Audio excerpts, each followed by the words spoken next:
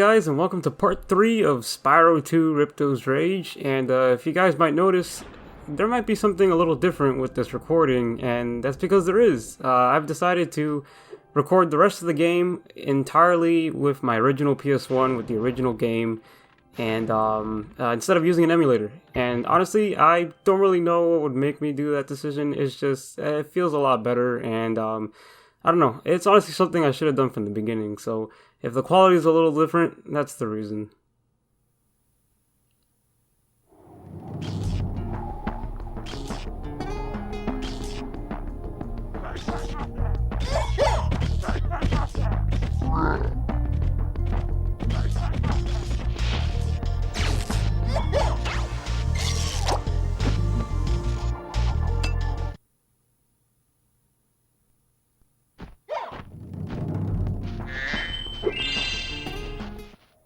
We've always had trouble with the gear grinders, but now they've set up force fields to separate us. If you can find diodes, you can use them to turn off the force fields. I think there's a diode around here somewhere, but my eyesight isn't what it used to be. Yeah, like I said, guys, I decided to record the rest of the game entirely on original hardware. It just feels different, you know. Like playing this game on original PlayStation with a normal capture card, you know. I don't know. I'm just a real retro guy, so like doing it like this just feels a lot better. So no more emulation, at least for the Spyro games. The Legend of Spyro series, once we get to that, and like the Sonic games, I'll be doing through emulation. But for the Spyro games, this is how I'll be doing it. It just feels much better. Hurricos is probably one of my favorite levels in the game. It's just awesome. I love the atmosphere. I love how dark the sky is. The skyboxes in these games are just so awesome to look at. And Hurricos is no exception. There's a huge rainbow in the background. And I think, I don't know if the moon's out. If I could like tilt the camera a bit, I could probably see. But for the most part, it's just awesome. It's gorgeous. Oh, it's the sun. Yeah, there you go. That's what it is. It's an awesome level. I remember as a kid, I used to be really scared of this stage. As a matter of fact, when I first started playing this game as a kid, I didn't get past Hurricos because I wasn't a fan of how everything looked. Everything was real scary. It was rainy.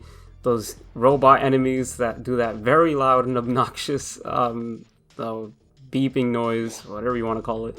It scared me as a kid, and I was like, I don't know what's around this corner, I don't know what I should do, I don't know what's past this cave/tunnel, and I don't want anything to do with this level. So as a kid, I would just never get past this point. It was pretty sad, honestly. The level itself has to do with these diodes. That's the only way to progress, is to find them. They're not actually really hard to find. They're pretty visible.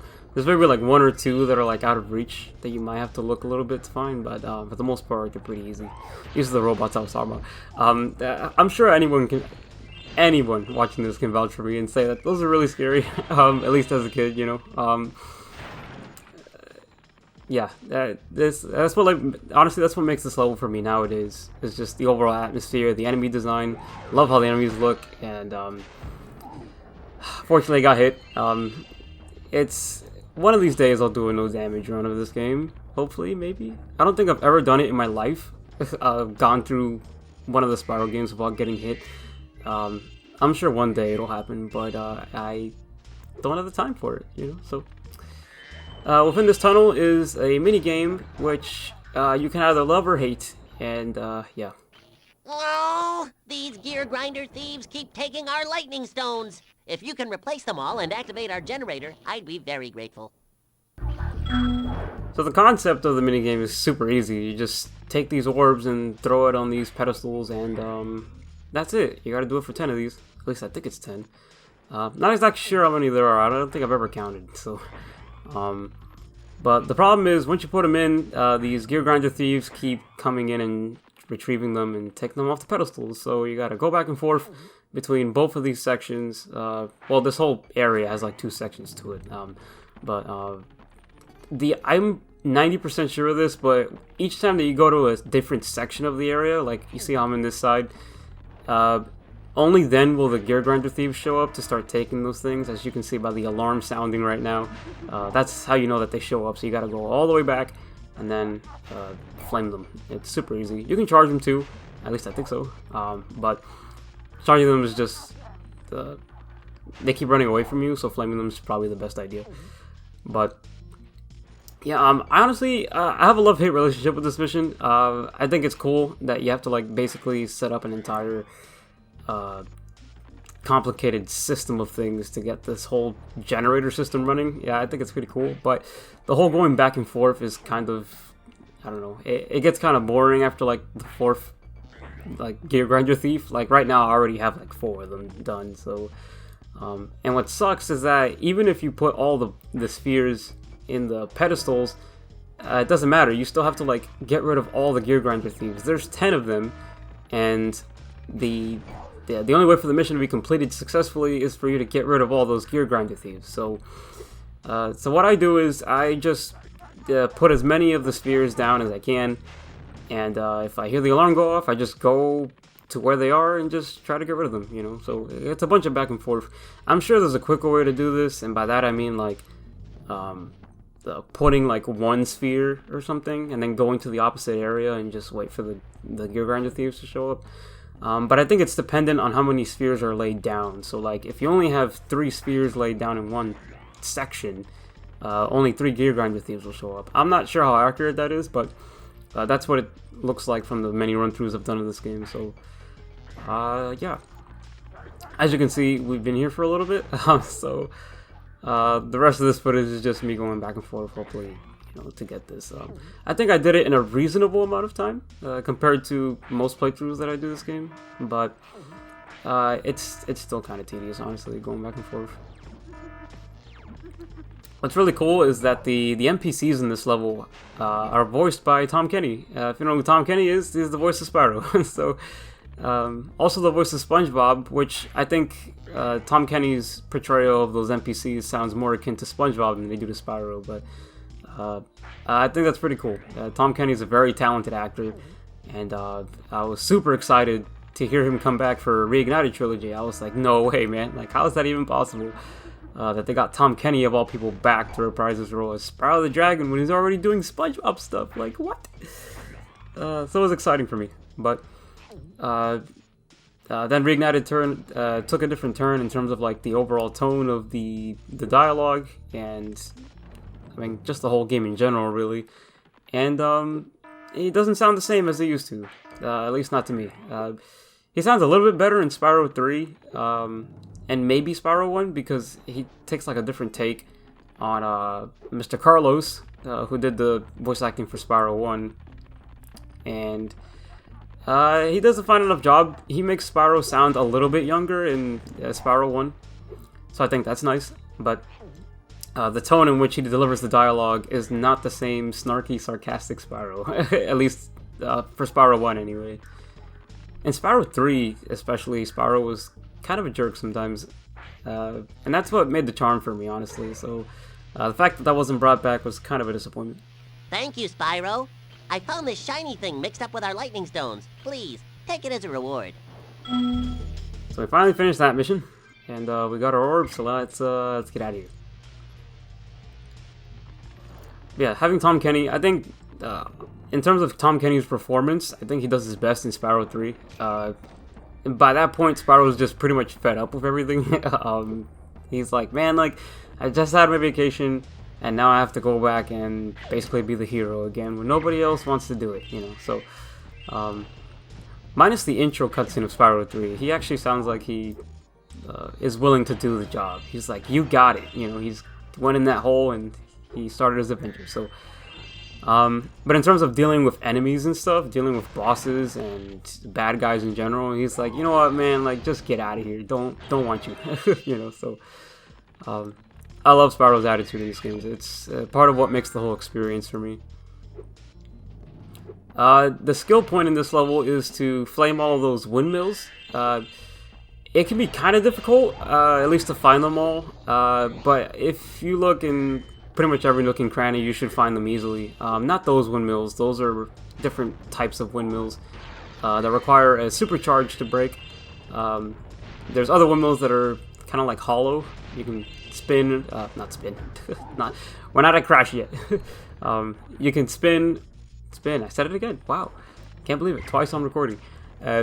flame or charge into them. So, but these ones here, these are pretty sturdy. So what you have to do is kill enough enemies to get this power up open, and you can supercharge them easily.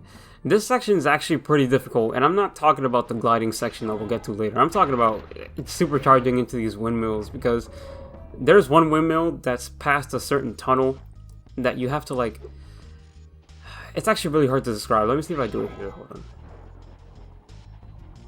No, okay. So I went for that windmill first, but the windmill on the further right, which you can see here actually, it's on the left side there, can be really difficult to get, and if only because simply doing like a simple turn to the right as soon as you pass the tunnel is not enough. You have to like go left a little bit and then inward your way in. It's really hard to describe, but that one can be really tricky to get on your first try. So thankfully I got it on my first try.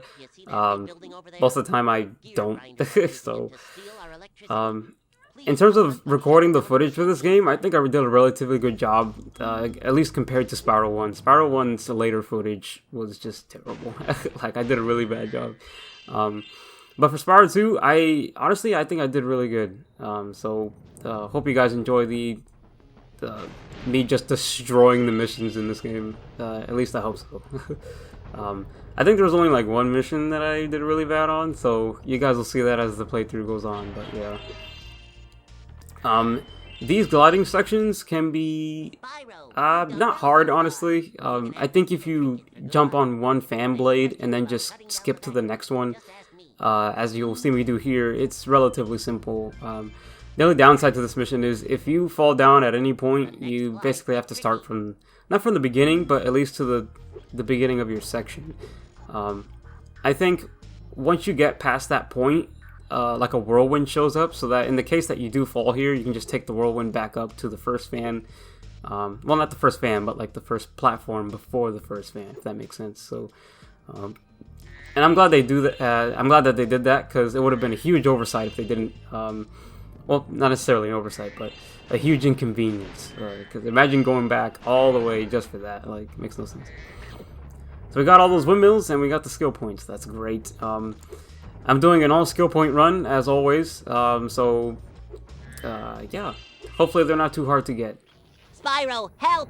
The switch to turn off the gear grinder factory is in that room, but, it's awfully noisy in there.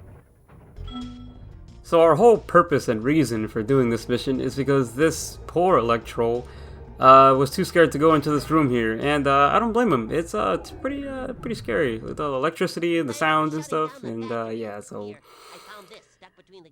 It's actually kind of funny that we had to do all that gliding and getting rid of the windmills and stuff just because this guy didn't want to go into this room to shut off the factory. Like, come on.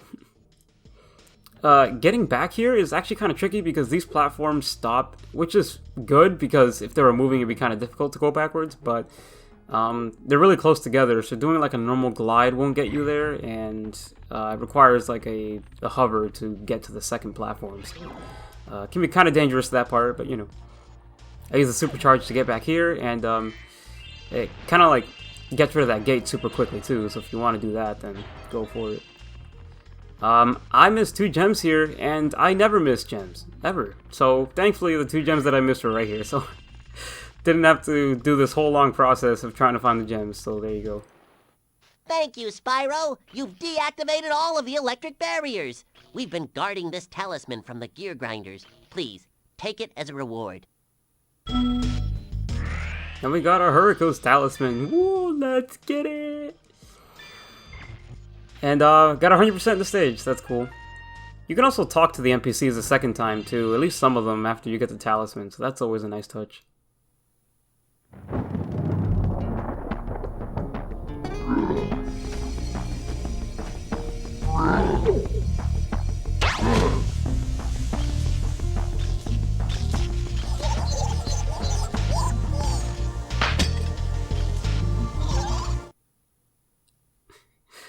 I really don't understand some of these outro cutscenes. Yeah, most of the time it's just NPCs like busting each other up, and it's so funny. Like in that one there, he just slaps the dude down. Like, why did he do that? Makes no sense, you know. So, But it's kind of like slapstick comedy, I guess. It's probably what they were aiming for. But I feel like most of the outro cutscenes are like that, so it's pretty fun.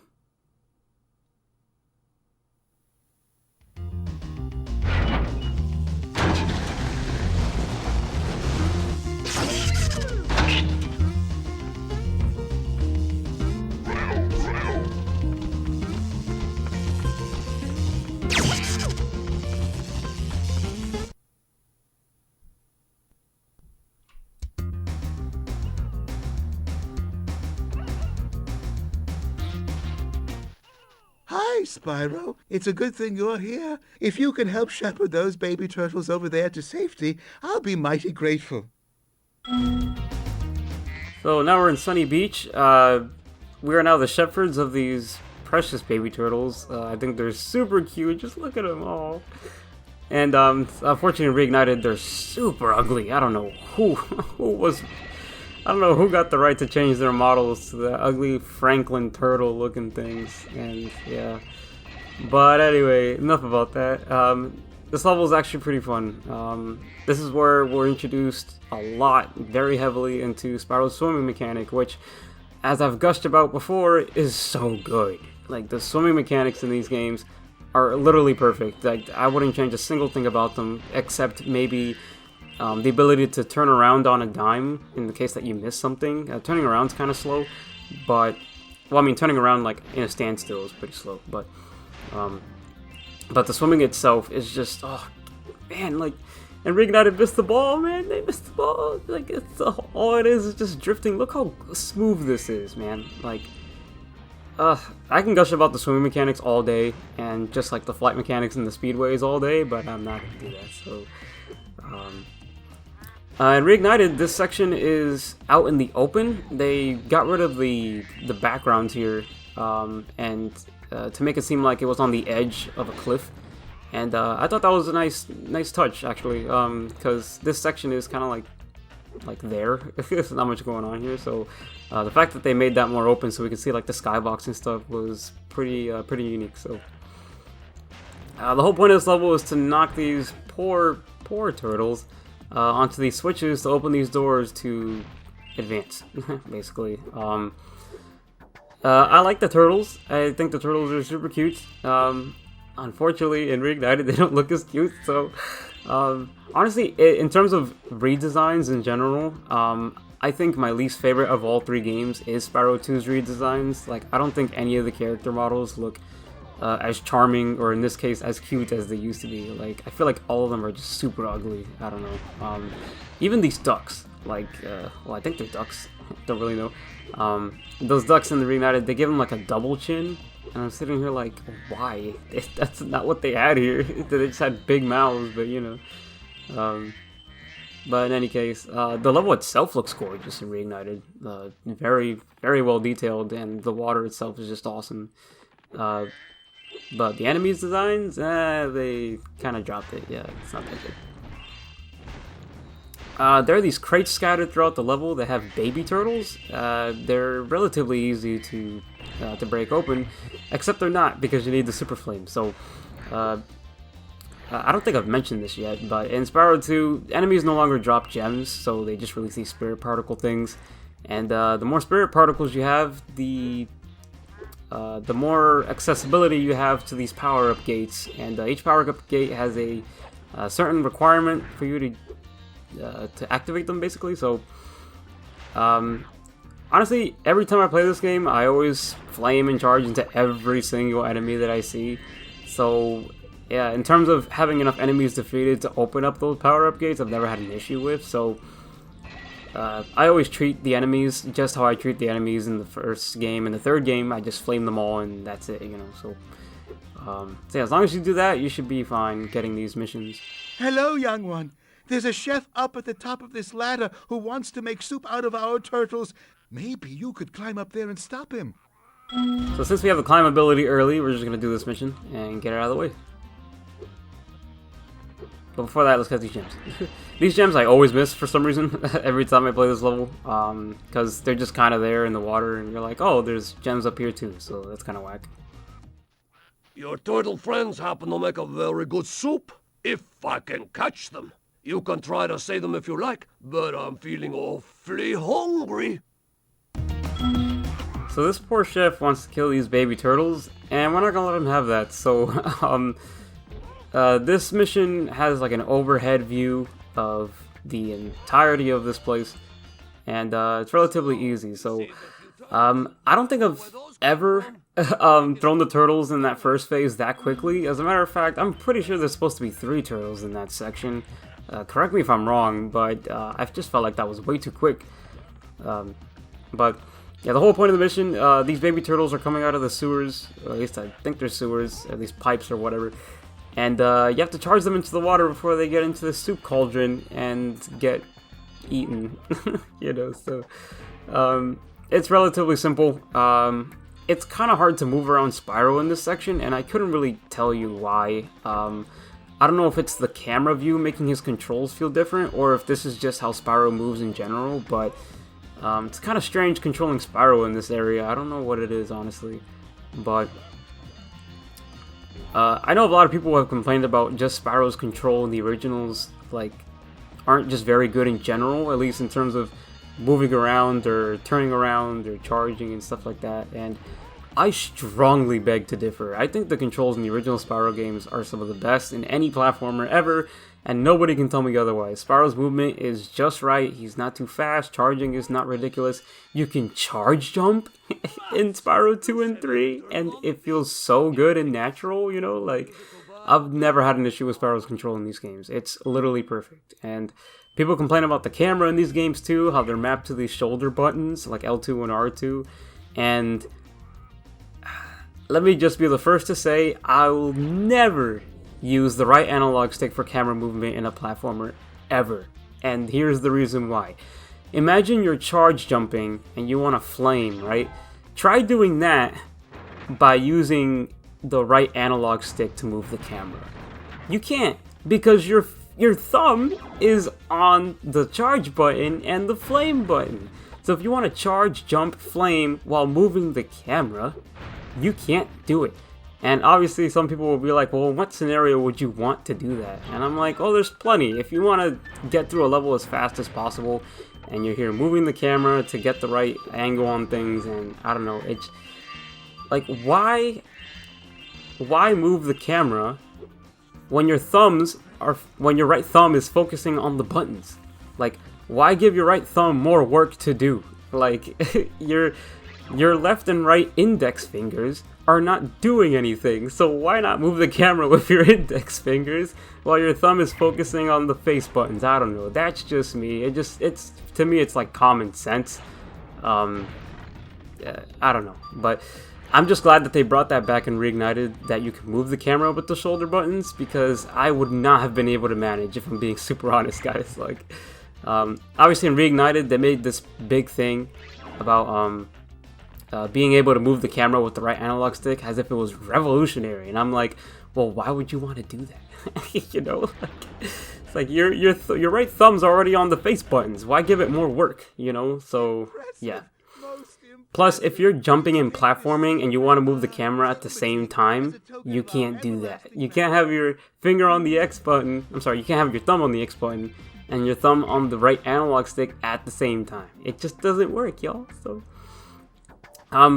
even without moving the camera, like, whatever direction you move Spyro, the camera kind of like moves along with him. But in this game, I'm constantly always moving the camera with every movement that I do, and it just feels natural to me. I don't know, that's just how I've always played the game. Some people might be a little bit different, so tell me in the comments, how do you guys play this game? Do you guys like the shoulder buttons that the original games had? Did you guys play Reignited with the same shoulder button structure? You know, like, I'm super curious to see just how many people prefer that method instead of just using a right analog stick, because it's just not for a platformer. Nope. Thank you, young dragon. The baby turtles will be safe up here. Please take this talisman as a token of our gratitude. Like, even in the Legend of Spyro series, the camera was mapped to the C stick, because I would play on the GameCube, right? And at least there it kind of made sense, I guess, because it was like a more free roam platformer. But I mean, this game's a free roam platformer too. But you know, I don't know. I'm just a fan of the classic.